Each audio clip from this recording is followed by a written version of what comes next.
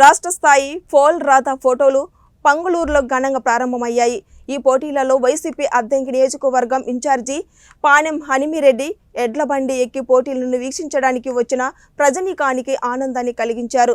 రావూరు శ్రీనివాసరావు మిత్ర మండలి ఆధ్వర్యంలో జరిగిన ఈ పోటీలు రాష్ట్ర వ్యాప్తంగా మొత్తం 20 జతల ఎడ్లు పాల్గొన్నాయి. ఈ సందర్భంగా హనిమిరెడ్డి మాట్లాడుతూ గ్రామీణ ప్రాంతాల్లో పండగల సందర్భంలో ఇలాంటి ఎడ్ల పందాలు, పొట్టేల పందాలు మొదలైనవి జరుపుతారని, అయితే ఇప్పుడు పండగ వాతావరణం కనపడే విధంగా పోల్ రాధా ఎడ్ల పందాలు జరపడం ఆనందాన్ని కలిగిస్తుందని అన్నారు.